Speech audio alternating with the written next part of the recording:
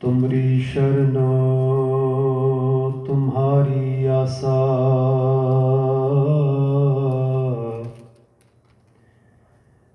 तुम ही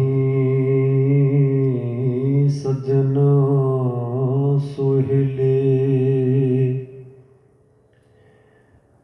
राखो राखन हार दयाला,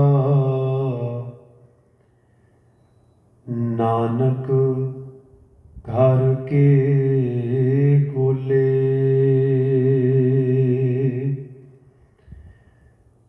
धन वाहिगुरु साहिब जी,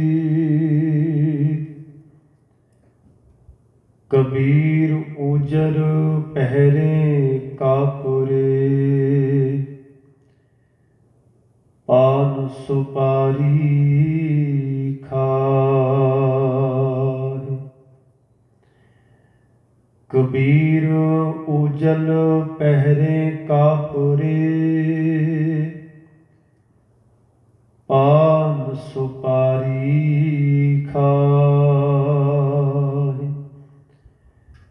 एकस हर के नाम बिना, बादे जमपुर जाए। कबीर बेड़ा जरजरा, फूटे 6,000।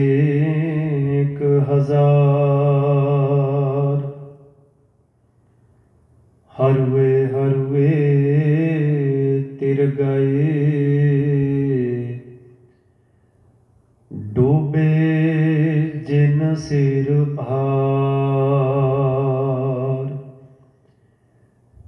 हरवे हरवे तिर गए, डूबे जिन सिर भार।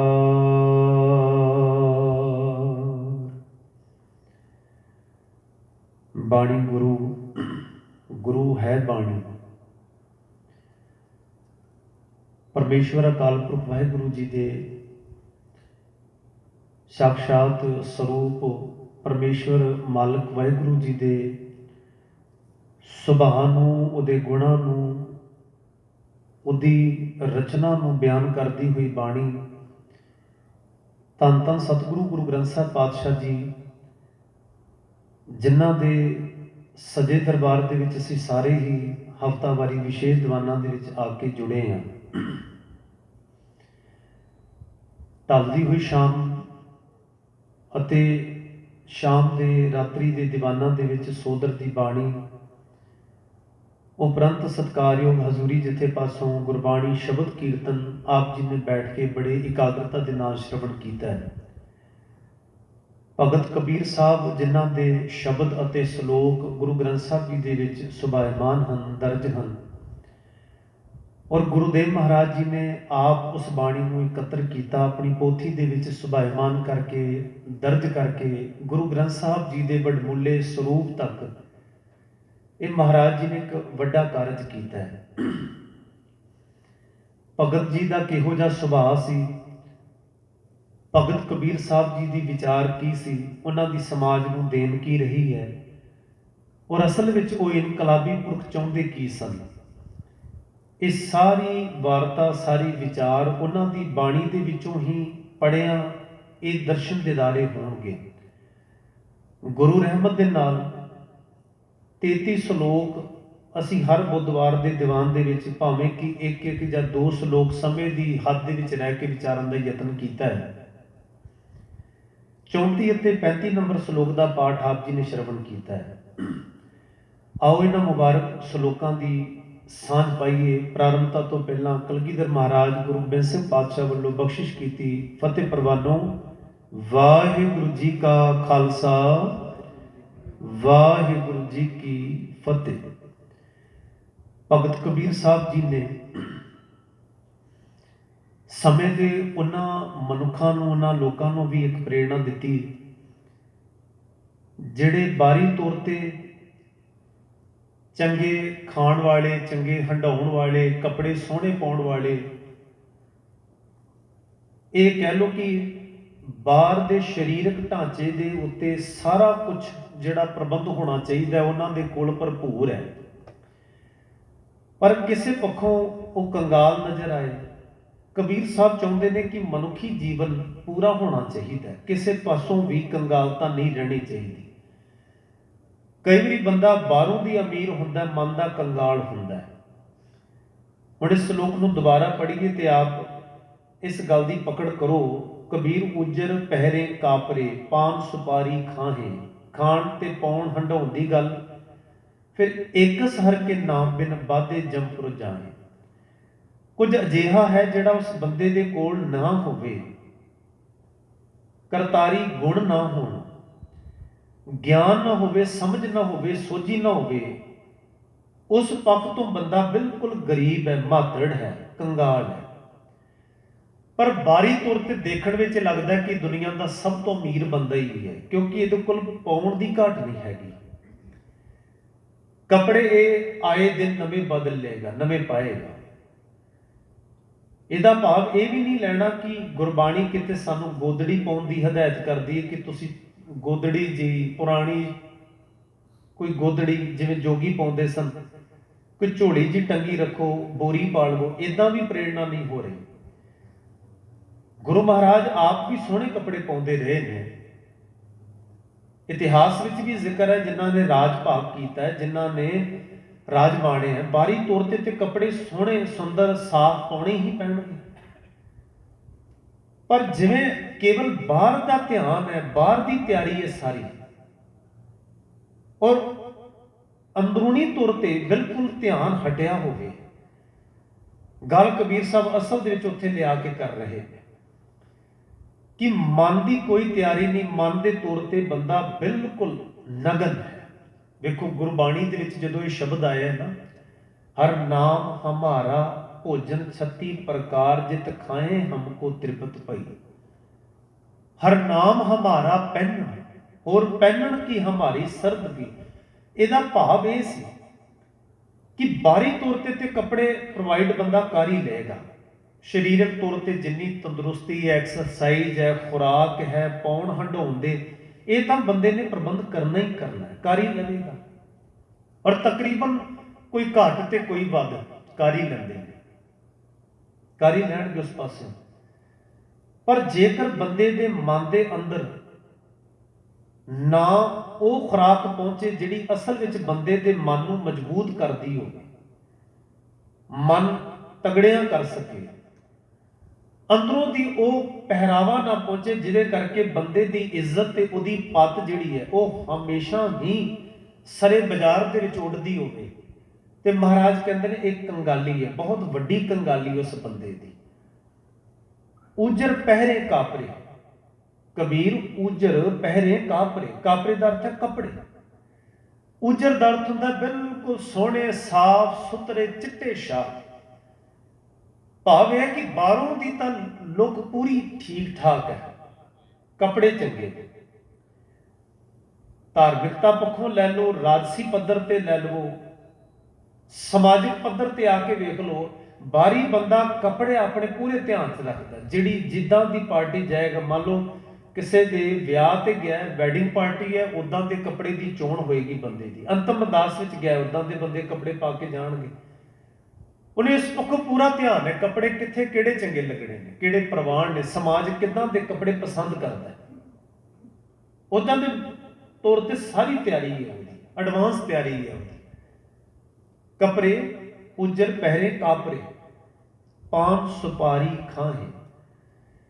ਪ੍ਰਾਤਨ ਸਮੇਂ ਦੇ ਵਿੱਚ ਚੰਗੇ ਘਰਾਣਿਆਂ ਦੀ ਖੁਰਾਕ ਦੇ ਵਿੱਚ ਪਾਨ ਇੱਕ ਖੁਰਾਕ ਸਮਝੀ ਜਾਂਦੀ ਸੀ। ਅੱਜ ਭਾਵੇਂ ਕਿ ਕਈ ਇਲਾਕਿਆਂ ਦੇ ਵਿੱਚ ਤੁਹਾਨੂੰ ਇੰਡੀਆ ਦੇ ਵਿੱਚ ਇਹ ਚੀਜ਼ ਦਿਖੇਗੀ, ਪਰ ਪੁਰਾਣੇ ਟਾਈਮ ਦੇ ਵਿੱਚ ਜਿੰਨਾ ਬੰਦਾ ਅਮੀਰ ਹੁੰਦਾ ਸੀ ਨਾ, ਉਹਦੇ ਖਾਣੇ ਦਾ ਇੱਕ ਹਿੱਸਾ ਪਾਨ ਹੁੰਦਾ ਸੀ, ਜਿਹਨੂੰ ਅਸੀਂ ਪੰਜਾਬੀ ਵਿੱਚ ਬੀੜਾ ਲਾਣਾ ਕਹਿ ਦਿੰਦੇ ਹਾਂ।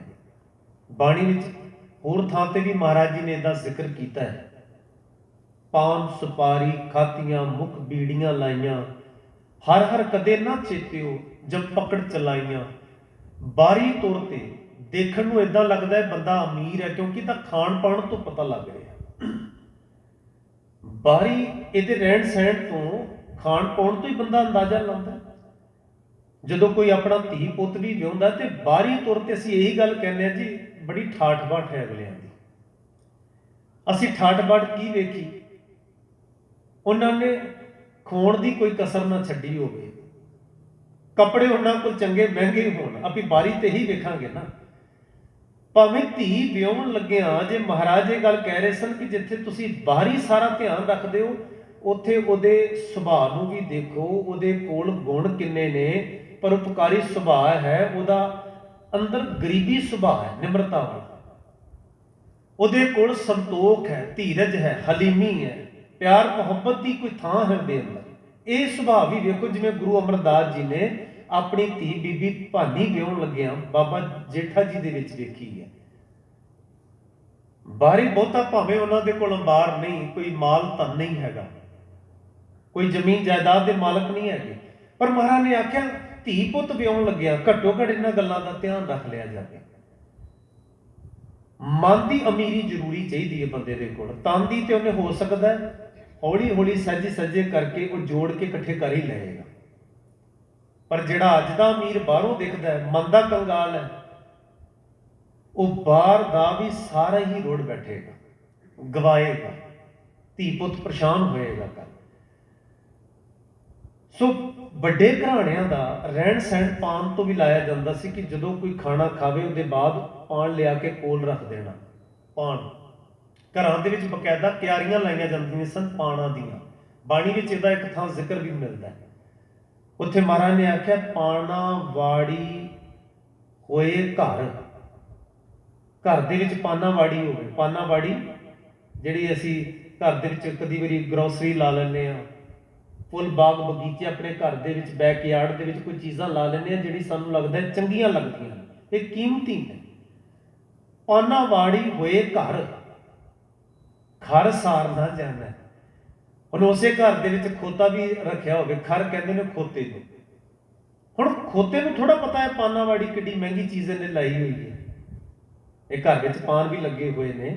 ਹੁਣ ਇਹ ਉਦਾਹਰਨ ਹੈ ਸਿਰਫ ਕਿ ਪੁਰਾਤਨ ਸਮੇਂ ਦੇ ਵਿੱਚ ਚੰਗੀ ਮਹਿੰਗੀ ਚੀਜ਼ ਵੀ ਘਰ ਦੇ ਵਿੱਚ ਲੱਗੀ ਹੋਵੇ ਨਾ, ਪਰ ਉਸੇ ਘਰ 'ਚ ਖੋਤਾ ਵੀ ਹੋਵੇ, ਉਹਨੂੰ ਸਾਰ ਦਾ ਨਹੀਂ ਪਤਾ ਹੁੰਦਾ। ਪਾਨਾ ਵਾੜੀ ਹੋਏ ਘਰ ਖਰ ਸਾਰ ਨਾ ਜਾਣਾ। ਭਾਵ ਇਹ ਸੀ ਮਨ ਦੇ ਅੰਦਰ ਹੀ ਕੀਮਤੀ ਗੁਣ ਪਏ ਨੇ ਬੰਦੇ ਦੇ ਅੰਦਰ, ਚੰਗਾ ਸੁਭਾਅ ਬੰਦੇ ਦੇ ਅੰਦਰ ਹੀ ਪਿਆ ਹੋਇਆ, ਬਾਹਰੋਂ ਕਦੇ ਖਰੀਦਣਾ ਥੋੜਾ ਪੈਂਦਾ। ਚੰਗੀਆਂ ਆਦਤਾਂ, ਚੰਗਾ ਸੁਭਾਅ, ਸਾਰਾ ਕੁਝ ਮਨ ਦੇ ਵਿੱਚ ਪਿਆ ਹੋਇਆ, ਕਰਤਾਰੀ ਯਾਦ ਪਈ ਹੈ, ਉਹਦੇ ਗੁਣ ਪਏ ਨੇ, ਸਭ ਕੁਝ ਅੰਦਰ ਹੀ ਹੈ। ਤਾਂ ਹੀ ਤਾਂ ਬਾਣੀ ਕਹਿੰਦੀ ਹੈ ਸਭ ਕੁਝ ਘਰ ਮੇਂ ਬਾਹਰ ਨਾ ਹੋ, ਘਰ ਹੀ ਮੇਂ ਅੰਮ੍ਰਿਤ ਭਰਪੂਰ ਹੈ। ਘਰ ਵਿੱਚ ਹੀ ਅਕਾਲ ਪੁਰਖ, ਉਹਦੇ ਗੁਣ, ਉਹਦੇ ਨਿਜ਼ਾਮ ਨੂੰ ਸਮਝਣ ਦੀ ਬਿਰਤੀ, ਸਾਰਾ ਕੁਝ ਬੰਦੇ ਦੇ ਅੰਦਰ ਪਿਆ ਹੋਇਆ ਹੈ। ਘਰ ਹੀ ਮੇਂ ਅੰਮ੍ਰਿਤ ਭਰਪੂਰ ਹੈ, ਮਨਮੁਖਾਂ ਸਾਰ ਨਾ ਪਾਇਆ। ਹੁਣ ਇਹ ਗੱਲ ਉਦਾਂ ਹੀ ਹੈ ਜਿਵੇਂ ਖਰ ਸਾਰ ਨਾ ਜਾਣਾ। ਪਰ ਆਪਣੇ ਹੰਕਾਰੀ, ਆਪਣੇ ਲੋਭੀ, ਆਪਣੇ ਹਉਮੈ ਵਾਲੇ ਸੁਭਾਅ ਕਰਕੇ ਬੰਦਾ ਅੰਦਰ ਪਈ ਹੋਈ ਨਿਮਰਤਾ ਯੂਜ਼ ਹੀ ਨਹੀਂ ਕਰ ਪਾਉਂਦਾ। ਇਸੇ ਨੂੰ ਬਾਣੀ ਕਹਿੰਦੀ ਹੈ ਹਰ ਬਿਸਰਤ ਤੇਰੇ ਗੁਣ ਗੜਿਆ। ਪਏ ਪਏ ਗੁਣ ਯੂਜ਼ ਹੀ ਨਾ ਹੋਏ ਤੇ ਉਹ ਗਲਣੇ ਹੀ ਨੇ। ਉਹ ਗੁਣ ਹੈਗੇ ਜ਼ਰੂਰ ਨੇ, ਪਈ ਗਲਦੀ ਉਹੀ ਚੀਜ਼ ਹੈ ਜਿਹੜੀ ਹੋਂਦ ਹੈ, ਉਹ ਪਈ ਹੋਈ ਹੈ, ਪਰ ਵਰਤੀ ਨਹੀਂ ਗਈ ਟਾਈਮ ਨਾਲ। ਸਾਰਾ ਕੁਝ ਅੰਦਰ ਹੈ। ਦੇਖੋ ਜਦੋਂ ਕੋਈ ਬੰਦਾ ਕੌੜੇ ਸੁਭਾਅ ਤੋਂ ਮਿੱਠੇ ਸੁਭਾਅ ਦੇ ਵਿੱਚ ਤਬਦੀਲ ਹੋਏਗਾ ਤੇ ਉਹ ਬਾਹਰੋਂ ਦੀ ਕੁਝ ਖਰੀਦ ਕੇ ਲਿਆਇਆ ਹੈ। ਦੇਖੋ ਇੱਕ ਸ਼ਬਦ ਹੁੰਦਾ ਗੁਰੂ ਅਰਜਨ ਸਾਹਿਬ ਮਹਾਰਾਜ ਦਾ, ਮਹਾਰਾਜ ਕਹਿੰਦੇ ਅਪੁਸ਼ਟ ਬਾਤ ਤੇ ਭਈ ਸੀਧਰੀ। ਅਪੁਸ਼ਟ ਕਿਹਨੂੰ ਕਹਿੰਦੇ ਨੇ? ਪੁੱਠੀ ਗੱਲ, ਹਮੇਸ਼ਾ ਪੁੱਠੀ ਗੱਲ ਸੋਚਦਾ ਸਾਂ। ਅਪੁਸ਼ਟ ਬਾਤ ਤੇ ਭਈ ਸੀਧਰੀ, ਹੁਣ ਸਿੱਧੀ ਗੱਲ ਤੁਰ ਪਈ ਹੈ। ਹੁਣ ਫਾਇਦੇ ਵਾਲੀ, ਲਾਹੇ ਵਾਲੀ, ਚੰਗਿਆਈ ਵਾਲੀ, ਉਹ ਵਾਲੀ ਗੱਲ ਤੁਰ ਪਈ ਹੈ। ਹੁਣ ਅਪੁਸ਼ਟ ਬਾਤ ਜਿਹੜੀ ਸੀ ਨਾ ਅੰਦਰ, ਪੁੱਠੀ ਗੱਲ, ਪੁੱਠੀਆਂ ਗੱਲਾਂ, ਪੁੱਠੀਆਂ ਤਾਣੀਆਂ, ਇਹ ਖਤਮ ਹੋ ਗਈਆਂ ਅੰਦਰ। ਅਪੁਸ਼ਟ ਬਾਤ ਤੇ ਭਈ ਸੀਧਰੀ, ਦੂਤ ਦੁਸ਼ਟ ਸਜਨਈ, ਅੰਧਕਾਰ ਮੈਂ ਰਤਨ ਪ੍ਰਗਾਸਿਓ, ਮਲੀਨ ਬੁੱਧ ਹਛਨਈ, ਜੋ ਕਿਰਪਾ ਗੋਬਿੰਦ ਪਈ। ਜੋ ਕਿਰਪਾ ਗੋਬਿੰਦ ਪਈ। ਉੱਥੇ ਇੱਕ ਪੰਕਤੀ ਆਉਂਦੀ, ਮਹਾਰਾਜ ਕਹਿੰਦੇ ਨੇ, ਏਕ ਬੋਲ ਵੀ ਖਪਤੋ ਨਾਹੀ। ਕੋਈ ਇੱਕ ਬੋਲ ਕਹਿ ਦਿੰਦਾ ਸੀ ਨਾ ਤੇ ਬੰਦਾ ਅੱਗ ਬਬੂਲਾ, ਬਰਦਾਸ਼ਤ ਨਾ ਹੋਣਾ। ਏਕ ਬੋਲ ਵੀ ਖਪਤੋ ਨਾਹੀ। ਹੁਣ ਸਾਧ ਸੰਗ ਸ਼ੀਤ ਲਈ, ਗੁਰੂ ਰਹਿਮਤ ਤੇ ਸੰਗਤ ਦੇ ਸਦਕਾ ਹੁਣ ਮਨ ਠੰਡਾ ਠਾਰ ਸ਼ੀਤਲ ਹੋ ਗਿਆ, ਟਿਕਾ ਦੇ ਵਿੱਚ ਆ ਗਿਆ। ਇਹ ਹੈ ਅੰਦਰ ਦੇ ਸੁਭਾਅ ਦੇ ਵਿੱਚ ਇੱਕ ਤਬਦੀਲੀ ਲਿਆਉਣੀ, ਅੰਦਰ ਦਾ ਇੱਕ এনवायरमेंट ਬਦਲਣਾ, ਰੁੱਤ ਬਦਲ ਜਾਣੀ, ਜਿਹਦਾ ਜ਼ਿਕਰ ਗੁਰੂ ਮਹਾਰਾਜ ਜੀ ਨੇ 2:12 ਦੀ ਬਾਣੀ ਦੇ ਵਿੱਚ ਕੀਤਾ ਹੈ ਕਿ ਬਾਹਰ ਜਿਵੇਂ ਰੁੱਤਾਂ ਬਦਲ ਰਹੀਆਂ ਨੇ, ਜਿਵੇਂ ਬਾਹਰ ਦੇ ਸੀਜ਼ਨ ਚੇਂਜ ਹੁੰਦੇ ਨੇ, ਪਤਝੜ ਦੇ ਬਾਅਦ ਫਿਰ ਫੁੱਲ ਲੱਗਣੇ ਸ਼ੁਰੂ ਹੋਣ, ਕਰੰਬਲਾਂ ਆਉਣ, ਖੁਸ਼ਬੂ ਫੈਲੇ, ਇਦਾਂ ਸੁਭਾਅ ਬਦਲੇ, ਕਿਤੇ ਸੁਭਾਅ ਬਦਲ ਜਾਏ।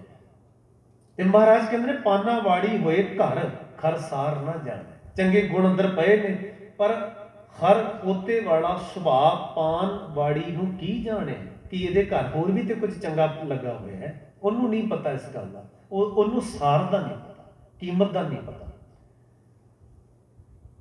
ਸੋ ਉੱਥੋਂ ਕਬੀਰ ਸਾਹਿਬ ਜੀ ਨੇ ਵੇਖਿਆ ਕਿ ਸਮਾਜ ਦੇ ਵਿੱਚ ਚੀਜ਼ ਬੜੀ ਮਾਨਤਾ ਰੱਖਦੀ, ਵੱਡੇ ਪੱਧਰ ਤੇ ਸਮਝੀ ਜਾਂਦੀ ਹੈ। ਆਮ ਗਰੀਬ ਘਰਾਣਿਆਂ ਦੇ ਵਿੱਚ ਇਹ ਚੀਜ਼ ਨਹੀਂ ਸੀ ਲੱਗਿਆ ਕਰਦੀ। ਉਹਨਾਂ ਕੋਲ ਤੇ ਰਹਿਣ ਨੂੰ ਮਸਾਂ ਜਗ੍ਹਾ ਹੁੰਦੀ ਸੀ, ਝੁੱਗੀ ਜੋਗੀ, ਤੇ ਜਿਹਦੇ ਕੋਲ ਮਹਿਲ ਮਾੜੀਆਂ ਨੇ ਉਹਨੇ ਪਾਨਾਵਾੜੀ ਲਾਉਣੀ ਹੈ। ਅਮੀਰੀ ਦੀ ਨਿਸ਼ਾਨੀ ਪ੍ਰਗਟਾਈ ਜਾਂਦੀ ਸੀ। ਇੱਥੋਂ ਤੱਕ ਰਾਜਸੀ ਪੱਧਰ ਤੇ ਵੀ ਨਾ ਇਹ ਪਾਨ ਯੂਜ਼ ਕੀਤਾ ਜਾਂਦਾ ਰਿਹਾ। ਹਿਸਟਰੀ ਵਿੱਚ ਜ਼ਿਕਰ ਹੈ ਕਿ ਜਦੋਂ ਰਾਜਿਆਂ ਦੇ ਦਰਬਾਰ ਦੇ ਵਿੱਚ ਇਹ ਦਾਅਵਾ ਬੰਨਿਆ ਜਾਂਦਾ ਸੀ ਨਾ ਕਿ ਫਲਾਣੇ ਥਾਂ ਤੇ ਤੁਸੀਂ ਜੰਗ ਲੜਨੀ ਹੈ, ਕਿਸੇ ਨੂੰ ਮਾਰ ਮੁਕਾਉਣਾ ਹੈ, ਤੇ ਕਿਹੜਾ ਹਿੰਮਤ ਕਰ ਸਕਦਾ ਹੈ। ਉਸ ਭਰੇ ਦਰਬਾਰ ਦੇ ਵਿੱਚ ਜਿਹਨੇ ਆਖਣਾ ਜੀ ਮੈਂ ਕਰ ਸਕਦਾ, ਉੱਠ ਗਿਆ, ਤੇ ਰਾਜਾ ਕਹਿੰਦਾ ਸੀ ਚੁੱਕੋ ਫਿਰ ਆ ਪਾਨ, ਬੀੜਾ ਕਹਿ ਜਾਂਦਾ, ਆ ਬੀੜਾ ਚੁੱਕੋ। ਤੇ ਉਹਨੇ ਉਹ ਬੀੜਾ ਚੁੱਕ ਕੇ ਮੂੰਹ 'ਚ ਪਾਉਣਾ। ਉਹਦਾ ਭਾਵ ਹੁੰਦਾ ਸੀ ਇੱਕ ਕਮਿਟਮੈਂਟ, ਇੱਕ ਸਹੁੰ ਖਾਣੀ, ਬੀੜਾ ਚੱਕ ਲੈਣਾ। ਔਰ ਹੌਲੀ ਹੌਲੀ ਕਰਕੇ ਸਾਡੇ ਵਿੱਚ ਵੀ ਆ ਬੜੀ ਗੱਲ ਪ੍ਰਚਲਿਤ ਹੋ ਗਈ। ਅੱਜ ਆਮ ਹੀ ਅਸੀਂ ਕਹਿ ਦਿੰਦੇ ਹਾਂ ਕਿ ਫਲਾਣੇ ਬੰਦੇ ਨੇ ਤੇ ਜੀ ਕੌਮ ਦਾ ਬੀੜਾ ਚੁੱਕਿਆ ਹੋਇਆ, ਆਮ ਹੀ ਕਹਿ ਦਿੰਦੇ ਹਾਂ। ਉਹ ਬੀੜਾ ਅਸਲ 'ਚ ਪਾਨ ਚੁੱਕਣ ਤੋਂ ਆਇਆ। ਹੁਣ ਸਿੱਖੀ ਧਰਮ, ਸਿੱਖੀ ਵਿਚਾਰਧਾਰਾ ਦੇ ਵਿੱਚ ਤੇ ਬੀੜਾ ਪਾਨ ਚੁੱਕਣ ਦੀ ਤਾਂ ਦੂਰ ਦੀ ਗੱਲ, ਇਹਨੂੰ ਤਾਂ ਕੁਰੈਤਾਂ 'ਚ ਗਿਣਿਆ ਗਿਆ। ਤੇ 4 ਕੁਰੈਤਾਂ ਪੜ੍ਹ ਕੇ ਵੇਖ ਲਓ, ਉਹਦੇ ਵਿੱਚ ਤੰਬਾਕੂ ਦੀ 4 ਕੁਰੈਤਾਂ ਦੇ ਵਿੱਚ ਸਖਤ ਮਨਾਹੀ ਲਿਖੀ ਗਈ ਹੈ। ਤੰਬਾਕੂ ਵਰਤਣਾ 4 ਕੁਰੈਤਾਂ 'ਚ ਇੱਕ ਕੁਰੈਤ ਮੰਨੀ ਗਈ ਹੈ। ਪਰ ਕਿਉਂਕਿ ਉਹ ਪ੍ਰਚਲਿਤ ਹੈ, ਉਹ ਚੱਲਦਾ ਆ ਰਿਹਾ। ਤੁਸੀਂ ਹਿਸਟਰੀ ਦੇ ਵਿੱਚ ਪੜ੍ਹੋਗੇ, ਲਖਪਤ ਰਾਏ, ਜਸਪਤ ਰਾਏ 2 ਭਰਾ ਸਨ, ਭਾਵੇਂ ਕਿ ਇਹ ਹਿੰਦੂ ਪਰਿਵਾਰ ਦੇ ਵਿੱਚੋਂ ਆਏ ਨੇ, ਕਿਉਂਕਿ ਤੁਸੀਂ ਨਾਮ ਤੋਂ ਹੀ ਜਾਣੋ, ਲਖਪਤ ਰਾਏ, ਜਸਪਤ ਰਾਏ। ਇੱਕ ਭਰਾ ਜਿਹੜਾ ਉਹ ਸਿੱਖਾਂ ਹੱਥੋਂ ਮਾਰਿਆ ਗਿਆ, ਦੂਜੇ ਨੇ ਬੀੜਾ ਚੁੱਕ ਲਿਆ ਸੀ। ਉਹਨੇ ਬੀੜਾ ਇਸ ਗੱਲ ਦਾ ਚੁੱਕਿਆ ਕਿ ਵੀ ਮੈਂ ਸਿੱਖੀ ਦਾ ਨਾਮੋ ਨਿਸ਼ਾਨ ਮਿਟਾ ਦਾਂਗਾ। ਉਸੇ ਹੀ ਜਸਪਤ ਰਾਏ ਦੇ ਕਰਕੇ ਤੁਸੀਂ ਵੇਖੋ ਘੱਲੂਕਾਰਾ ਵਾਪਰਿਆ, ਜਿਹਨੂੰ ਅਸੀਂ ਛੋਟਾ ਘੱਲੂਕਾਰਾ ਕਹਿੰਦੇ ਹਾਂ। ਇਤਿਹਾਸ ਦੇ ਵਿੱਚ 2 ਘੱਲੂਕਾਰੇ ਉਸ ਪੀਰੀਅਡ 'ਚ ਵਾਪਰੇ, ਵੱਡਾ ਘੱਲੂਕਾਰਾ, ਛੋਟਾ ਘੱਲੂਕਾਰਾ। ਘੱਲੂਕਾਰਾ ਐਜ਼ ਏ ਕਿ ਜੈਨੋਸਾਈਡ, ਨਸਲ ਕੁਸ਼ੀ, ਮਾਰ ਮੁਕਾਉਣਾ, ਕੋਈ ਜੋ ਦਿਖਦਾ ਨੂੰ ਮਾਰ ਦੋ, ਖਤਮ ਕਰ ਦਿੰਦਾ, ਨਿਸ਼ਾਨੀ ਖਤਮ ਕਰ ਦਿਓ।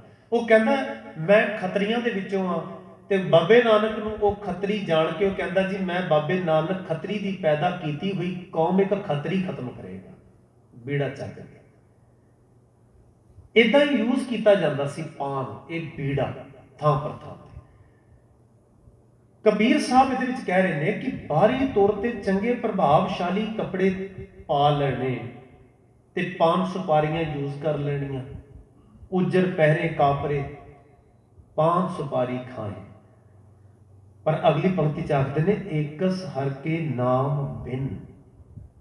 ਏਕਸ ਦਾ ਭਾਵ ਹੈ ਇੱਕ ਕਰਤਾਰ ਅਕਾਲ ਪੁਰਖ ਵਾਹਿਗੁਰੂ, ਉਹਦੇ ਨਾਮ ਤੋਂ ਬਿਨਾਂ। ਭਾਵ ਇਹ ਹੈ ਕਿ ਉਹਦੇ ਸ਼ੁਭ ਗੁਣਾਂ ਤੋਂ ਬਗੈਰ, ਉਹਨੂੰ ਜਿਉਣ ਤੇ ਹੰਡਾਉਣ ਤੋਂ ਬਗੈਰ, ਆ ਜੋ ਕੁਝ ਤੁਸੀਂ ਬਾਹਰੀ ਤੌਰ ਤੇ ਪਾਈ ਬੈਠੇ ਹੋ, ਵਰਤ ਰਹੇ ਹੋ, ਖਾ ਹੰਡਾ ਰਹੇ ਹੋ, ਬਾਦੇ ਜੰਪੁਰ ਜਾਂ ਬਾਦੇ ਦਾ ਅਰਥ ਹੈ ਤੁਸੀਂ ਜਿਸ ਵਿੱਚ ਬੱਝੇ ਪਏ ਹੋ। ਸਾਰੇ ਦਾ ਸਾਰਾ ਫੋਕਸ ਹੀ ਉੱਧਰ ਹੋਇਆ ਪਿਆ, ਸਾਰੇ ਦਾ ਸਾਰਾ ਧਿਆਨ ਹੀ ਜਿਹੜਾ ਹੈ ਉਹ ਬਾਹਰਲੀ ਲੁੱਕ ਦੇ ਉੱਤੇ ਹੈ। ਸਾਰੇ ਦਾ ਸਾਰਾ ਫੋਕਸ ਹੈ ਸ਼ੋਅ ਆਫ ਦੇ ਉੱਤੇ, ਬਾਹਰੀ ਪੱਧਰ ਦੇ ਪ੍ਰਭਾਵ ਦੇ ਉੱਤੇ। ਤੇ ਬਾਹਰੀ ਪੱਧਰ ਦਾ ਪ੍ਰਭਾਵ ਇਸ ਕਰਕੇ ਬੰਦਾ ਬਣਾਉਂਦਾ ਹੈ ਕਿ ਇਹਦੇ ਨਾਲ ਸਮਾਜ ਪਰਮਿਸ਼ਨ ਦੇ ਦਿੰਦਾ, ਸਮਾਜ ਚੰਗਾ ਕਹਿਣ ਲੱਗ ਪੈਂਦਾ, ਸਮਾਜ ਦੇ ਵਿੱਚ ਰੁਤਬਾ, ਸਮਾਜ ਦੇ ਵਿੱਚ ਠਾਠ ਬਾਠ ਬੜੀ ਕਾਇਮ ਹੋ ਜਾਂਦੀ ਹੈ।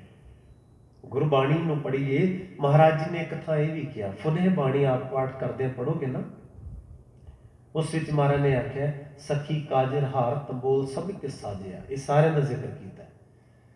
ਤੇ ਬਾਣੀ ਦਾ ਨਾਮ ਫੁਨਹੇ ਵੀ ਤਾਂ ਰੱਖਿਆ ਕਿਉਂਕਿ ਫੁਨਹੇ ਦਾ ਭਾਵ ਹੁੰਦਾ ਹੈ ਕਿਸੇ ਚੀਜ਼ ਨੂੰ ਰਿਪੀਟ ਕਰਨਾ, ਫੁਨਹੇ, ਫੁਨ ਦੁਬਾਰਾ, ਰਿਪੀਟ ਕਰਨਾ, ਰੈਪੀਟੇਸ਼ਨ, ਫੁਨਹੇ ਬਾਣੀ ਦਾ ਨੇਮ ਰੱਖਿਆ ਕਿਉਂਕਿ ਹਰ ਇੱਕ ਬੰਦ, ਹਰ ਇੱਕ ਛੰਦ ਦੇ ਬਾਅਦ ਨਾ ਉੱਥੇ ਇੱਕ ਲਫ਼ਜ਼ ਹੁੰਦਾ ਹਰਿ ਹਾਂ, ਹਰ ਛੰਦ ਦੇ ਬਾਅਦ ਪਾਠ ਕਰ ਲਈਏ, ਉਹ ਜਿਹੜਾ ਬਾਰ-ਬਾਰ ਹਰਿ ਹਾਂ ਲਫ਼ਜ਼ ਯੂਜ਼ ਹੋ ਰਿਹਾ, ਉਸੇ ਦਾ ਨਾਮ ਬਾਣੀ ਦੇ ਵਿੱਚ ਮਹਾਰਾਜ ਨੇ ਇੱਕ ਅੰਕਿਤ ਕਰਤਾ, ਫੁਨਹੇ ਬਾਣੀ। ਮਹਿਲਾ ਪੰਜਵਾਂ, ਉੱਥੇ ਮਹਾਰਾਜ ਕਹਿੰਦੇ ਨੇ ਸਖੀ ਕਾਜਲ ਹਾਰ ਤੰਬੋਲ, ਤੰਬੋਲ ਕਹਿੰਦੇ ਨੇ ਪਾਨ ਨੂੰ, ਕਾਜਲ ਅੱਖਾਂ ਦੇ ਵਿੱਚ ਸੁਰਮਾ ਲਾਉਣਾ, ਇਹ ਬੜੀ ਵੱਡੀ ਗੱਲ ਉਸ ਵੇਲੇ ਸਮਝੀ ਜਾਂਦੀ ਸੀ। ਕਾਜਲ ਹਾਰ, ਕਰ 'ਚ ਹਾਰ ਪਾਉਣੇ, ਤੰਬੋਲ ਸਭੇ ਕੁਝ ਸਾਜਿਆ, ਸਾਰੀ ਤਿਆਰੀ ਕੀਤੀ ਹੋਈ ਹੈ। ਮੁਗਲਾਂ ਦੇ ਵਕਤ ਉਹਨਾਂ ਦੀਆਂ ਜਿਹੜੀਆਂ ਔਰਤਾਂ ਹੁੰਦੀਆਂ ਸਨ ਉਹ ਵੀ ਪਾਨ ਯੂਜ਼ ਕਰਦੀਆਂ ਸਨ। ਅੱਜ ਵੀ ਤੁਸੀਂ ਕਈ ਇਲਾਕਿਆਂ 'ਚ ਵੇਖੋਗੇ ਜਿਨ੍ਹਾਂ ਨੂੰ ਅਸੀਂ ਮੁਸਲਮਾਨ ਵੀਰ ਭਰਾ ਭੈਣਾਂ ਕਹਿੰਦੇ ਹਾਂ, ਉਹਨਾਂ ਦੀਆਂ ਔਰਤਾਂ ਬਕਾਇਦਾ ਬੀੜੇ ਲਾਉਂਦੀਆਂ ਨੇ, ਪਾਨ ਯੂਜ਼ ਕਰਦੀਆਂ। ਔਰ ਰਾਜੇ ਮਹਾਰਾਜਿਆਂ ਦੇ ਠਾਠ ਬਾਠ ਦੇ ਵਕਤ ਤਾਂ ਬਕਾਇਦਾ ਡੱਬੀਆਂ ਨਾਲ ਹੀ ਚੁੱਕਣ ਵਾਲੀਆਂ ਜੋ ਬੀਬੀਆਂ ਨਾਲ ਹੀ ਕੈਰੀ ਹੁੰਦੀਆਂ ਸਨ, ਉਹ ਨਾਲ ਚੁੱਕ ਕੇ ਡੱਬੀਆਂ ਤੁਰਦੀਆਂ ਸਨ ਜਿੱਥੇ ਲੋੜ ਪੈ ਜਾਏ। ਮਹਾਰਾਜ ਕਹਿੰਦੇ ਨੇ ਬਾਹਰੀ ਤੌਰ ਤੇ ਸੁਹਾਗਣ ਜਾਪਦੀ ਹੈ, ਬਾਹਰੀ ਤੌਰ ਤੇ ਤਾਂ ਸਾਰੀ ਤਿਆਰੀ ਕੀਤੀ ਹੋਈ ਹੈ ਰਹਿਣ ਸਹਿਣ ਦੀ, ਠਾੜ ਬਾੜ ਦੀ। ਸਖੀ ਕਾਜਲ ਹਾਰ ਤੰਬੋਲ ਸਭੇ ਕਿਜ ਸਾਜਿਆ, 16 ਕੀਏ ਸ਼ਿੰਗਾਰ ਕੀ ਅੰਜਨ ਪਾਜਿਆ, ਅੰਜਨ ਸੁਰਮਾ, ਸੁਰਮੇ ਦਾ, ਖਾਣ ਪਾਉਣ ਦਾ, 16 ਕੀਏ ਸ਼ਿੰਗਾਰ ਮੰਨੇ ਜਾਂਦੇ ਸਨ ਕਿ 16 ਸ਼ਿੰਗਾਰ, 16 ਕਿਸਮ ਦਾ ਸ਼ਿੰਗਾਰ ਹੁੰਦਾ, ਕੰਪਲੀਟ ਇੱਕ ਸੁਹਾਗਣ ਜਿਹੜੇ ਵੱਖ-ਵੱਖ ਤਰੀਕੇ ਦੇ ਗਹਿਣੇ ਪਾਉਂਦੀ ਹੈ, ਸ਼ਿੰਗਾਰ ਕਰਦੀ ਹੈ, ਕੱਪੜਾਂ ਤੇ ਧਿਆਨ ਦਿੰਦੀ ਹੈ। 16 ਕੀਏ ਸ਼ਿੰਗਾਰ ਕੀ ਅੰਜਨ ਪਾਜਿਆ, ਮਹਾਰਾਜ ਕਹਿੰਦੇ ਨੇ ਜੇ ਘਰ ਆਵੇ ਕੰਤ ਤਾਂ ਸਭ ਕੁਝ ਪਾਈ ਹੈ, ਹਰੇ ਹਾਂ ਕੰਤੇ ਬਾਜ ਸ਼ਿੰਗਾਰ ਸਭ ਬਿਰਥਾ ਜਾਈਏ। ਜੇ ਮੰਨ ਲਓ ਕਿ ਉਹ ਬਾਰੀ ਸੁਹਾਗਵਤੀ ਖਵਾਉਣ ਵਾਲੀ ਦੇ ਪਹਿਰਾਵੇ ਹੋਣ ਪਰ ਪਤੀ ਨਾ ਹੋਵੇ, ਮੰਨ ਲਓ ਖਸਮ ਨਾ ਹੋਵੇ, ਪਤੀ ਨਾ ਹੋਵੇ, ਬਾਰੀ ਸ਼ਿੰਗਾਰ ਕੀ ਸ਼ੋਭੇਗਾ, ਕੀ ਚੰਗਾ ਲੱਗੇਗਾ। ਜੇ ਘਰੇ ਆਵੇ ਕੰਤ ਤਾਂ ਸਭ ਕੁਝ ਪਾਈਏ, ਤਾਂ ਸਾਰੀ ਗੱਲ ਹੈ, ਰੰਗ ਚੜ੍ਹੇ। ਹਰੇ ਹਾਂ ਕੰਤੇ ਬਾਜ, ਕੰਤੇ ਦਾ ਅਰਥ ਹੁੰਦਾ ਖਸਮ, ਪਤੀ, ਹਸਬੈਂਡ। ਹਰੇ ਹਾਂ ਕੰਤੇ ਬਾਜ ਸ਼ਿੰਗਾਰ ਸਭ ਬਿਰਥਾ ਜਾਈਏ, ਸਾਰਾ ਵਿਅਰਥ ਹੈ, ਪਤੀ ਨਹੀਂ, ਸ਼ਿੰਗਾਰ ਹੀ ਸ਼ਿੰਗਾਰ ਹੈ ਬਸ। ਬਾਹਰੀ ਤੌਰ ਤੇ ਬੰਦੇ ਦੇ ਕੋਲ ਕੇਵਲ ਸ਼ਿੰਗਾਰ ਹੀ ਸ਼ਿੰਗਾਰ ਹੋਵੇ। ਹੁਣ ਦੇਖੋ 5 ਕਕਾਰ ਪਾਉਣੇ ਨਾ ਬਾਹਰੀ ਤੌਰ ਤੇ, ਇਹ ਇਸ ਗੱਲ ਦੀ ਇੱਕ ਨਿਸ਼ਾਨੀ ਹੁੰਦੀ ਹੈ ਕਿ ਆਖਿਰ ਇਹ ਕਿਸੇ ਨੂੰ ਸਮਰਪਿਤ ਹੈ, ਇਹਨੇ ਕੋਈ ਕੌਮ ਨਾਲ ਵਚਨ ਕੀਤਾ ਹੋਇਆ ਹੈ, ਇਹਨੇ ਆਪਣੇ ਪੰਥ ਦੇ ਨਾਲ ਕੋਈ ਕਮਿਟਮੈਂਟ ਕੀਤੀ ਹੋਈ ਹੈ, ਇਹਨੇ ਆਪਣੇ ਗੁਰੂ ਦੇ ਨਾਲ ਕੋਈ ਨਾ ਕੋਈ ਇਹੋ ਜਿਹੀ ਸਾਂਝ ਕੀਤੀ ਹੈ। ਜਿਵੇਂ ਅਗਲੇ ਪਾਨ ਬੀੜਾ ਚੁੱਕ ਕੇ ਸਹੁੰ ਖਾਂਦੇ ਸਨ, ਇਹਨੇ ਪਹੁਲ ਲੈ ਕੇ ਕੁਝ ਪ੍ਰਣ ਕੀਤਾ ਹੋਇਆ, ਚੇਂਜ ਹੈ ਨਾ ਇੱਥੇ। ਹੁਣ ਹਿਸਟਰੀ ਤੁਸੀਂ ਵੇਖੋਗੇ, 10ਮ ਪਾਤਸ਼ਾਹ ਤੋਂ ਪਹਿਲਾਂ 9 ਜਾਮਿਆਂ ਤੱਕ ਸਿੱਖ ਕਕਾਰਧਾਰੀ ਨੇ, ਕਕਾਰ ਪਾਉਂਦੇ ਰਹੇ, ਕਕਾਰਧਾਰੀ ਨੇ।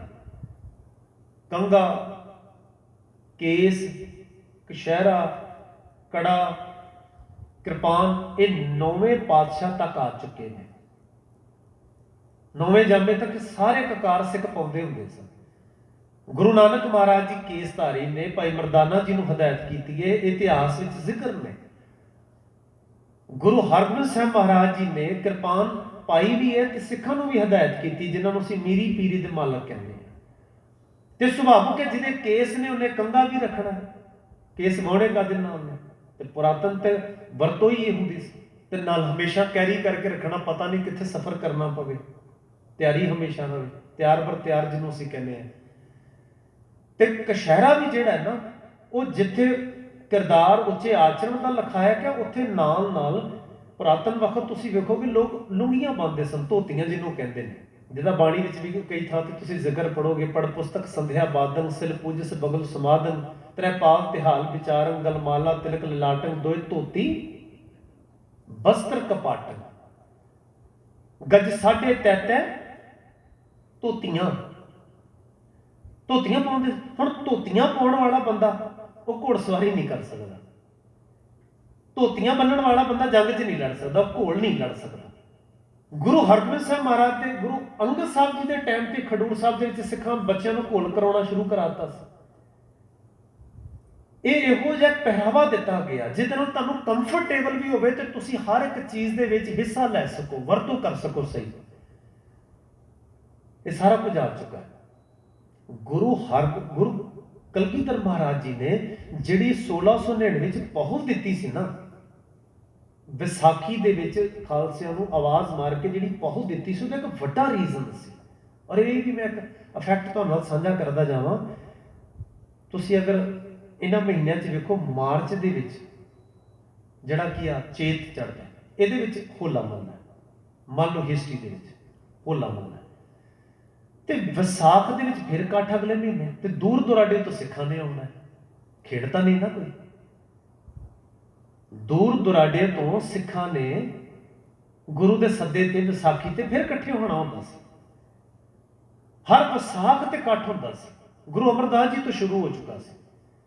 ਵਿਸਾਖ ਦੇ ਵਿੱਚ ਇਕੱਠ ਹੈ, ਇਸ ਕਰਕੇ ਇਕੱਠ ਹੈ ਕਿਉਂਕਿ ਗੁਰੂ ਨਾਨਕ ਮਹਾਰਾਜ ਜੀ ਦਾ ਆਗਮਨ ਵਿਸਾਖ ਦੇ ਵਿੱਚ ਹੋਇਆ। ਪਹਿਲੀ ਵਿਸਾਖ 15 ਅਪ੍ਰੈਲ ਨੂੰ ਹੋਇਆ, ਤੇ ਕਲਗੀਧਰ ਮਹਾਰਾਜ ਗੁਰੂ ਨਾਨਕ ਸਾਹਿਬ ਦੇ ਆਗਮਨ ਨੂੰ, ਉਹਨਾਂ ਦੇ ਆਉਣ ਨੂੰ, ਉਹਨਾਂ ਦੇ ਪ੍ਰਕਾਸ਼ ਨੂੰ ਸਮਰਪਿਤ ਹੋ ਕੇ ਉਹ ਖਾਲਸੇ ਪੰਥ ਨੂੰ ਇੱਕ ਵੱਡੀ ਦਾਤ ਦੇਣਾ ਚਾਹੁੰਦੇ ਨੇ, ਕਿਸੇ ਖਾਸ ਜ਼ਿੰਮੇਵਾਰੀ ਨਾਲ ਜੋੜਨਾ ਚਾਹੁੰਦੇ ਨੇ। ਮਹਾਰਾਜ ਨੇ ਪਹੁਲ ਤਿਆਰ ਕੀਤੀ, ਵਾਰੀ ਕਰਕੇ ਸਿੱਖਾਂ ਨੂੰ, ਪੰਜ ਪਿਆਰਿਆਂ ਨੂੰ ਮਹਾਰਾਜ ਜੀ ਨੇ ਜਿੱਥੇ ਪੰਚਾਇਤ ਰੂਪ ਦੇ ਵਿੱਚ ਡਿਕਲੇਅਰ ਕੀਤਾ ਵੀ ਇਹ ਪੰਚਾਇਤੀ ਸਿਸਟਮ ਹੈ, ਇੱਕ ਨਿਯਮ ਹੈ, ਇੱਕ ਕਾਨੂੰਨ ਹੈ, ਇਹਦੇ ਵਿੱਚ ਵਿਚਾਰਿਆ ਜਾਏਗਾ, ਜਿਹੜਾ ਫੈਸਲਾ ਹੋਏਗਾ ਪੰਚਾਇਤੀ ਰੂਪ ਦੇ ਵਿੱਚ ਵਿਚਾਰਿਆ ਜਾਏਗਾ। ਹੁਣ ਜਿਹਨੇ ਸਮਰਪਣ ਭਾਵਨਾ ਦੇ ਵਿੱਚ ਆਉਣਾ ਹੈ, ਜਿਹਨੇ ਆਪਣਾ ਰਹਿੰਦਾ ਜੀਵਨ ਸਮਾਂ ਦੇਣਾ ਹੈ ਕੌਮ ਨੂੰ, ਸਮਾਜ ਨੂੰ, ਆ ਕੇ ਪਹੁਲ ਲੈ ਲਓ। ਐਜ਼ ਇੱਕ ਪ੍ਰਣ, ਇੱਕ ਸਹੁੰ ਖਾਣੀ, ਇੱਕ ਵੱਡੀ ਕਮਿਟਮੈਂਟ ਨਾਲ ਜੁੜਨਾ, ਮੈਂ ਜ਼ਿੰਮੇਵਾਰ ਹਾਂ ਜੀ, ਮੈਨੂੰ ਦਵੋ ਪਹੁਲ। ਹੁਣ ਬਾਰੀ ਤੌਰ ਤੇ ਕਕਾਰ ਪਾਏ ਹੋਏ ਨੇ, 16 ਕੀਏ ਸ਼ਿੰਗਾਰ ਕੀ ਅੰਜਨ ਪਾਜਿਆ, ਜੇ ਘਰੇ ਆਵੇ ਕੰਨ ਤਾਂ ਸਭ ਕੁਝ ਪਾਈਏ। ਹੁਣ ਬਾਹਰੋਂ ਪਹੁਲ ਤਾਂ ਲੈ ਲਈ, ਕਕਾਰ ਤਾਂ ਹੈਗੇ ਨੇ, ਪਰ ਗੁਰੂ ਨਾਲ ਵਾਅਦੇ ਕਿੱਥੇ ਹੈਗੇ ਨੇ? ਪੰਥ ਦੀਆਂ ਜ਼ਿੰਮੇਵਾਰੀਆਂ ਦੇ ਉਹ ਵਾਅਦੇ ਵਚਨ ਕਿੱਥੇ ਹੈਗੇ ਨੇ? ਬਾਹਰੀ ਲੋਕੀ ਹੈ ਨਾ, ਦੇਖਣ ਨੂੰ ਹੀ ਬੰਦਾ ਲੱਗ ਰਿਹਾ ਕਿ ਖਾਲਸਾ, ਇਹ ਸਿੱਖ ਹੈ, ਇਹ ਸਿੰਘ ਹੈ, ਤੇ ਫਲਾਣਾ ਕੌਰ ਹੈ। ਬਾਹਰੀ ਤੌਰ ਤੇ ਹੈ ਨਾ, ਅਸੀਂ ਆਪਣੇ ਨਾਵਾਂ ਨਾਲ ਤਾਂ ਕੌਰ ਲਾ ਲਿਆ, ਆਪਣੇ ਨਾਵਾਂ ਨਾਲ ਤਾਂ ਸਿੰਘ ਵੀ ਲਾ ਲਿਆ, ਕਕਾਰ ਵੀ ਪਾ ਲਏ, ਪਹੁਲ ਵੀ ਲੈ ਲਿਆ। ਪਹੁਲ ਦੇ ਨਾਂ ਜਿਹੜਾ ਪ੍ਰਣ ਸੀ ਨਾ, ਅਸਲ 'ਚ ਜਿਹੜਾ ਪ੍ਰਣ ਪੱਤਰ ਭਰਿਆ ਜਾਣਾ ਸੀ, ਉਹ ਕਿੱਥੇ ਹੈ? ਜੇ ਘਰੇ ਆਵੇ ਕੰਨ ਤਾਂ ਸਭ ਕੁਝ ਪਾਈ ਹੈ। ਜੇ ਗੁਰੂ ਕੋਲ ਹੈ ਨਾ, ਫਿਰ ਤੇ ਚੀਜ਼ਾਂ ਚੰਗੀਆਂ ਲੱਗਣਗੀਆਂ। ਕਬੀਰ ਸਾਹਿਬ ਜੀ ਦਾ ਅੱਗੇ ਜਾ ਕੇ ਇੱਕ ਸਲੋਕ ਆਉਣਾ, ਉਹਦੇ ਵਿੱਚ ਉਹਨਾਂ ਨੇ ਆਖਿਆ, ਗੁਰ ਲਾਗਾ ਤਬ ਜਾਣੀਏ ਮਿਟੇ ਮੋਹ ਤਨ ਤਾਪ। ਗੁਰੂ ਨਾਲ ਲੱਗੇ ਹੋਇਆਂ ਦੀ ਪਛਾਣ ਕੀ ਹੋ ਸਕਦੀ ਹੈ? ਇਹ ਵੀ ਗੁਰੂ ਵਾਲਾ ਹੈ। ਆਪਾਂ ਆਮ ਹੀ ਕਹਿੰਦੇ ਨੇ ਨਾ, ਇਹ ਜੀ ਗੁਰੂ ਵਾਲਾ ਹੈ। ਤੇ ਗੁਰੂ ਵਾਲੇ ਦੀ ਪਛਾਣ ਕੀ ਹੋਏਗੀ? ਉਹ ਗੁਰੂ ਵਿਚਾਰ ਦੇ ਅਕੋਰਡਿੰਗ ਚੱਲ ਰਿਹਾ। ਸਿਰਫ ਬਾਹਰੀ ਲੋਕ ਨਹੀਂ, ਬਾਹਰੀ ਸਾਰਾ ਧਿਆਨ ਨਹੀਂ ਕਿ ਬਾਹਰੀ ਤੌਰ ਤੇ ਉਹਨੇ ਕਿੱਡੀ ਵੱਡੀ ਕਿਰਪਾਨ ਪਾਈ ਹੋਈ ਹੈ, ਬਾਹਰੀ ਤੌਰ ਤੇ ਉਹਨੇ ਦਸਤਾਰ ਉੱਤੇ ਖੰਡਾ ਕਿੱਡਾ ਵੱਡਾ ਲਾਇਆ ਹੋਇਆ, ਇਹ ਉੱਥੇ ਮੈਟਰ ਨਹੀਂ ਕਰਦਾ। ਹਾਂ, ਉਹ ਬਾਹਰੀ ਜਿਹੜਾ ਪ੍ਰਗਟਾਵਾ ਹੈ ਉਹ ਇਸ ਗੱਲ ਤੇ ਹੈ ਕਿ ਉਹਦੇ ਅੰਦਰ ਕੁਝ ਹੈ, ਫਿਰ ਬਾਹਰ ਚੰਗਾ ਲੱਗੇਗਾ, ਫਿਰ ਉਹ ਕਕਾਰ ਸੋਭਨੀਕ ਲੱਗਣਗੇ, ਉਹ ਕਕਾਰ ਚੰਗੇ ਲੱਗਣਗੇ। ਉਹ ਕਕਾਰਾਂ ਨੂੰ ਵੇਖ ਕੇ ਕੋਈ ਇਹ ਨਹੀਂ ਕਹੇਗਾ ਵੇਖੋ ਜੀ ਉੱਤੋਂ ਕਕਾਰ ਪਾਏ ਹੋਏ ਨੇ ਤੇ ਮਨ ਦੇ ਵਿੱਚ ਖੋਟ ਹੈ, ਮਨ ਦੇ ਵਿੱਚ ਬੇਈਮਾਨੀ ਹੈ, ਝੂਠ ਹੈ ਤੇਰਾ। ਬਾਹਰੀ ਬਸ ਕਕਾਰ ਹੈ ਜੀ, ਇਹ ਤੇ ਉੱਤੋਂ ਦੀ ਏਦਾਂ ਜਿਵੇਂ ਪ੍ਰਦਰਸ਼ਨੀ ਲਾਈ ਹੋਈ ਹੈ ਕਕਾਰਾਂ ਦੀ, ਬਾਹਰੀ ਦੇਖ ਹੈ ਤੇ ਕੁਝ ਵੀ ਨਹੀਂ ਅੰਦਰ।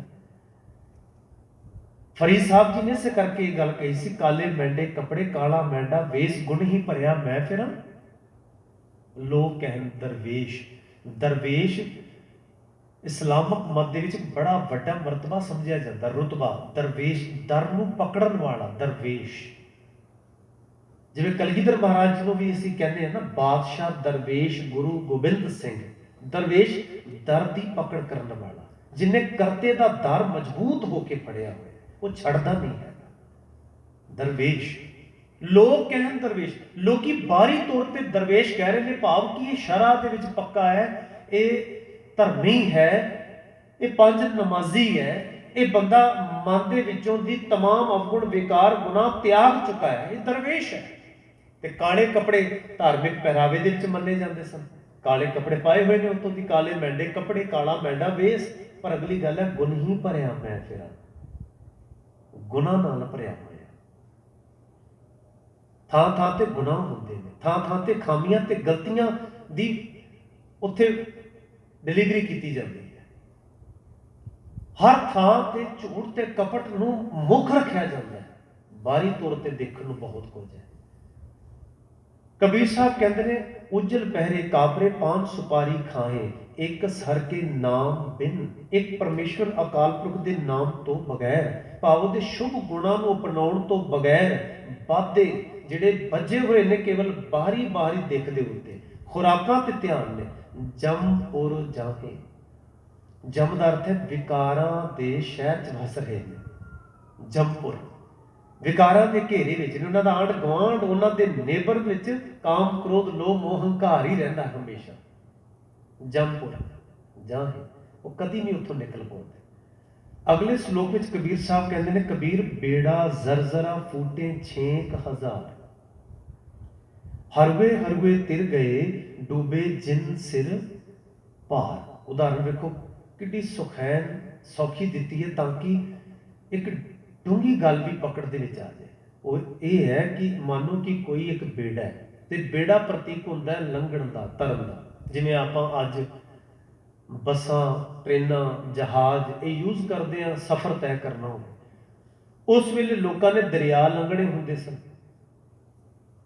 ਪਾਣੀ ਤੋਂ ਲੰਘ ਕੇ ਜਾਣਾ ਤੇ ਡੂੰਘਾ ਪਾਣੀ ਹੈ, ਬੰਦੇ ਨੂੰ ਤੈਰਨਾ ਨਹੀਂ ਹੁੰਦਾ, ਤੇ ਬੇੜੇ ਦਾ ਸਹਾਰਾ ਲਿਆ ਜਾਂਦਾ ਹੈ। ਬੇੜਾ ਤਰਨ ਦੀ ਨਿਸ਼ਾਨੀ ਹੈ। ਪਰ ਉਸ ਬੇੜੇ ਦੇ ਵਿੱਚ ਕੀ ਹੈ? ਉਹ ਬੇੜਾ ਜ਼ਰਜ਼ਰਾ।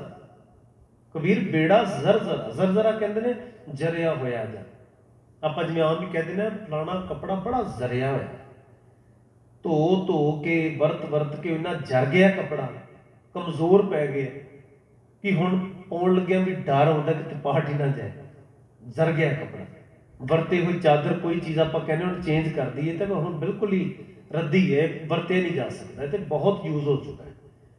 ਬੇੜਾ ਜ਼ਰਜ਼ਰਾ, ਉਹ ਹੁਣ ਜਿਹੜਾ ਬੇੜਾ ਹੈ ਉਹ ਕਮਜ਼ੋਰ ਪੈ ਗਿਆ। ਫੂਟੇ 6,000, ਉਹਦੇ ਵਿੱਚ ਹਜ਼ਾਰਾਂ ਛੇਕ ਹੋ ਚੁੱਕੇ ਨੇ। ਹੁਣ ਕਿੱਡਾ ਖਤਰਨਾਕ ਉਹ ਬੇੜਾ ਹੋਏਗਾ। ਹੁਣ ਇੱਕ ਬੇੜੇ 'ਚ ਇੱਕ ਛੇਕ ਵੀ ਹੋਵੇ, ਸੁਭਾਵਕ ਹੈ ਕਿ ਉਹਦੇ ਵਿੱਚ ਹੌਲੀ ਹੌਲੀ ਪਾਣੀ ਜਾਂਦਾ ਹੋਵੇ, ਵਿੱਚ ਪਾਣੀ ਤਾਂ ਜਾਏਗਾ ਨਾ ਉਹਦੇ ਵਿੱਚ। ਜੇ ਬੇੜੇ ਦੇ ਵਿੱਚ ਹੀ ਛੇਕ ਹੋਵੇ ਤੇ ਦੱਸੋ ਲੰਘੇਗਾ ਕਿੱਦਾਂ ਕੋਈ? ਇਸ ਕਰਕੇ ਬੇੜੇ ਵਾਲੇ ਮਲਾਹ ਨੂੰ ਇਹ ਪੂਰਾ ਪ੍ਰੋਪਰ ਧਿਆਨ ਦੇਣਾ ਪਏਗਾ ਕਿ ਵੀ ਮੇਰਾ ਬੇੜਾ ਸਹੀ ਰਹੇ। ਜਿਹੜੇ ਲੋਕ ਭਰੋਸਾ ਕਰਕੇ ਬਹਿਣਗੇ ਨਾ ਇਹਦੇ ਤੇ, ਜਿਨ੍ਹਾਂ ਤੋਂ ਮੈਂ ਕਿਰਾਇਆ ਭਾੜਾ ਲੈਣਾ ਹੈ, ਜਿਨ੍ਹਾਂ ਨੂੰ ਮੈਂ ਪਾਰ ਲੰਘਾਉਣਾ ਹੈ, ਬੇੜੇ ਦੇ ਵਿੱਚ ਕਮਜ਼ੋਰੀ ਨਾ ਹੋਵੇ। ਬੇੜਾ ਜ਼ਰਜ਼ਰਾ ਫੂਟੇ 6,000, ਹਜ਼ਾਰਾਂ ਹੀ ਛੇਕ ਹੋਣ, ਤੇ ਉੱਤੇ ਬਹਿਣ ਵਾਲੇ ਉਹ ਤਾਂ ਡੁੱਬੇ ਡੁੱਬੇ।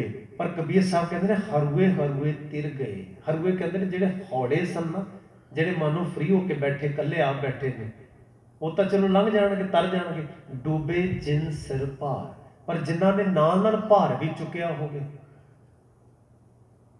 ਉਹਨਾਂ ਕੋਲ ਮੰਨ ਲਓ ਭਾਰ ਹੋਵੇ, ਸਿਰ ਤੇ ਕੋਈ ਗਠੜੀ ਚੁੱਕੀ ਹੈ, ਕਿਸੇ ਨੇ 5-7 ਨਾਲ ਬੈਗ ਚੁੱਕੇ ਹੋਏ ਨੇ, ਹੁਣ ਉਹ ਭਾਰ ਦੇ ਨਾਲ ਨਾਲ ਉਹ ਬੇੜੇ ਜਰਜਰੇ 'ਚ ਬੈਠਾ ਹੈ। ਜਿਉਂ ਪਾਣੀ ਉੱਤੇ ਆਏਗਾ, ਬੇੜਾ ਹੌਲੀ ਹੌਲੀ ਡੁੱਬਣਾ ਹੈ। ਉਹ ਬੰਦੇ ਨੇ ਪਹਿਲਾਂ ਡੁੱਬਣਾ ਜਿਹਦੇ ਕੋਲ ਭਾਰ ਹੈ, ਜਿਹੜਾ ਭਾਰ ਤੇ ਡਿਪੈਂਡ ਹੈ, ਜਿਹੜਾ ਭਾਰ ਛੱਡਣਾ ਨਹੀਂ ਚਾਹੁੰਦਾ, ਭਾਰ ਲਾਉਣਾ ਨਹੀਂ ਚਾਹੁੰਦਾ। ਹੁਣ ਬਾਣੀ ਵਿੱਚ ਕਿਸ ਕਿਸਮ ਦੇ ਭਾਰ ਦੀ ਗੱਲ ਚੱਲ ਰਹੀ ਹੈ? ਮਹਾਰਾਜ ਕਹਿੰਦੇ ਲੋਕ ਅਵਗਣਾ ਕੀ ਬੰਨੇ ਗੰਠੜੀ, ਭਾਰਾ ਹੈ। ਲੋਕ ਗੁਨਾਹਾਂ ਦੀ, ਅਵਗੁਣਾਂ ਦੀ, ਖਾਮੀ ਕਮੀਆਂ ਦੀ ਗੰਠੜੀ ਚੁੱਕੀ ਫਿਰਦੇ ਨੇ, ਭਰੀ ਜਾ ਰਹੇ ਨੇ, ਲਗਾਤਾਰ ਭਰੀ ਜਾ ਰਹੇ ਨੇ। ਲੋਕ ਅਵਗੁਣਾ ਕੀ ਬੰਨੇ ਗੰਠੜੀ, ਗੁਣ ਨਾ ਵਿਹਾਜੈ ਕੋਈ, ਗੁਣ ਕਾ ਗਾਹਕ ਨਾਨਕਾ ਬਿਰਲਾ ਕੋਈ ਹੋਏ। ਕੋਈ ਟਾਵਾਂ ਬਿਰਲਾ ਜਿਹੜਾ ਉਹ ਕਹਿੰਦਾ ਗੁਣ ਵੀ ਤਾਂ ਹੋਣਗੇ ਨਾ, ਗੁਣ ਵੀ ਤਾਂ ਲਏ ਜਾ ਸਕਦੇ ਨੇ ਨਾ। ਆਪਣੇ ਘਰ ਪਰਿਵਾਰ ਦੇ ਮੈਂਬਰਾਂ 'ਚੋਂ ਵੇਖ ਲਈਏ, ਜਿੱਥੇ ਸਾਨੂੰ ਕਿਸੇ ਦੇ ਵਿੱਚ ਕੋਈ ਖਾਮੀ ਦਿਖਾਈ ਦਿੰਦੀ, ਉਹਦੇ ਵਿੱਚ ਕੋਈ ਗੁਣ ਵੀ ਤਾਂ ਆਖਿਰ ਹੋਏਗਾ ਨਾ। ਇੱਕੋ ਚੀਜ਼ ਤੇ ਭਰਪੂਰ ਨਹੀਂ ਨਾ ਹੁੰਦੀ। ਪਰ ਜੇ ਸਾਰਾ ਹੀ ਫੋਕਸ ਇਹ ਲੱਗਾ ਹੋਇਆ ਤੇ ਫਿਰ ਬੰਦੇ ਦਾ ਸੁਭਾਅ ਬਣ ਜਾਏਗਾ ਸਿਰਫ ਅਵਗੁਣਾਂ ਦੀ ਚੋਣ ਕਰਨਾ, ਅਵਗੁਣ ਚੋਣ ਕਰਨੀ। ਜੋ ਦੇਖਿਆ ਛਿਦਰ ਤੋਂ ਨਿੰਦਕ ਉਮਾ ਹੈ, ਭਲੋ ਦੇਖ ਦੁੱਖ ਭਰੀ ਹੈ। ਨਿੰਦਕ ਕਿਸਮ ਦੇ ਬੰਦੇ ਨੂੰ ਇੱਕ ਖੁਸ਼ੀ ਇਸ ਗੱਲ ਦੀ ਮਹਿਸੂਸ ਹੁੰਦੀ ਹੈ ਕਿ ਵੇਖੋ ਜੀ ਆਹ ਲੱਗਦੀ ਕਮਜ਼ੋਰੀ। ਭਲੋ ਦੇਖ ਦੁੱਖ ਭਰੀ ਹੈ, ਭਲਾ ਵੇਖ ਕੇ ਉਹਨੂੰ ਦੁੱਖ ਹੋਏਗਾ। ਇਹ ਭਾਰ, ਇਹ ਪੋਟਰੀ ਬੰਦੇ ਨੇ ਆਪਣੇ ਸਿਰ ਤੇ ਚੱਕ ਲਈ ਹੈ। ਵਿਕਾਰ ਪਾਥਰ, ਇੱਕ ਹੋਰ ਪ੍ਰਮਾਣ ਲੈ ਲੈਂਦੇ। ਭਾਰ ਵੇਖੋ ਕਿਸ ਕਿਸਮ ਦਾ ਬੰਦੇ ਦੇ ਕੋਲ। ਵਿਕਾਰ ਪਾਥਰ ਗਲੇ ਬੰਦ ਹੈ। ਵਿਕਾਰਾਂ ਦੇ ਪੱਥਰ ਬੰਦੇ ਨੇ ਗਲੇ 'ਚ ਪਾਏ ਹੋਏ ਨੇ ਤੇ ਬੈਠਾ ਬੇੜੇ ਦੇ ਉੱਤੇ, ਉਹ ਵੀ ਜਿਹਦੇ ਵਿੱਚ ਬੂਟੇ 6,000। ਵਿਕਾਰ ਪਾਥਰ ਗਲੇ ਬਾਂਦੇ, ਨਿੰਦ ਪੋਟ ਉਠਾਏ ਮਹਾਸਾਗਰ ਤੋ ਤਰ ਤਰਨ ਪਾਰ ਨਾ ਲੰਘਣਾ ਜਾਏ। ਪਾਰ ਕਿਵੇਂ ਲੰਘ ਜਾਏਗਾ? ਬੜਾ ਔਖਾ ਵੈਸੇ ਹੀ ਲੰਘਣਾ, ਤੇ ਉਤੋਂ ਭਾਰ ਏਡਾ ਚੁੱਕਿਆ ਹੋਇਆ ਹੈ। ਜਦੋਂ ਵੇਖੋ ਨਾ ਕਿ ਜਿਸ ਵੀ ਸਮਾਜ ਵਿੱਚ ਰਹਿ ਰਹੇ ਹਾਂ ਉੱਥੇ ਕੁਝ ਖਾਮੀਆਂ ਕੰਮ ਕਰ ਰਹੀਆਂ ਨੇ, ਉੱਥੇ ਕੁਝ ਕਮਜ਼ੋਰੀਆਂ ਪਨਪ ਰਹੀਆਂ ਨੇ, ਓਨਾ ਹੀ ਬੰਦੇ ਨੂੰ ਸੁਚੇਤ ਹੋ ਕੇ ਤੁਰਨਾ ਪਏਗਾ। ਜੇ ਉੱਥੇ ਅਵੇਸਲਾ ਹੈ, ਉੱਥੇ ਹੋਰ ਉਹਨੇ ਆਪਣਾ ਵੀ ਭਾਰ ਵਧਾਇਆ ਹੋਇਆ ਹੈ। ਖਾਮੀਆਂ ਗਲਤੀਆਂ ਦਾ ਉਹ ਆਪ ਵੀ ਸ਼ਿਕਾਰ ਹੋ ਰਿਹਾ ਹੈ, ਉਹ ਨਿਕਲ ਨਹੀਂ ਪਾਏਗਾ ਉਹਦੇ ਵਿੱਚੋਂ, ਡੁੱਬਣਾ ਹੀ ਡੁੱਬਣਾ ਹੈ। ਜਿਹਨੂੰ ਬਾਣੀ ਕਹਿੰਦੀ ਹੈ, ਹਮ ਦੇਖਾਂ ਤਹਿ ਡੂਬੀਏ ਤੇ ਮਨ ਇੱਕ ਨਾ ਚੇਤਸ ਮੂੜ ਮਨਾ। हे ਮੇਰੇ ਮਨਾ ਤੂੰ ਮੂੜ ਨਿਕਲਿਆ, ਮੂਰਖ ਹੀ ਨਿਕਲਿਆ। ਇੱਕ ਨਾ ਚੇਤਸ ਮੂੜ ਮਨਾ, ਹਰ ਬਿਸਰਤ ਤੇਰੇ ਗੁਣ ਕੜਿਆ। ਰੱਬ ਭੁੱਲਿਆ ਨਹੀਂ, ਪਏ ਹੋਏ ਅੰਦਰ ਦੇ ਗੁਣ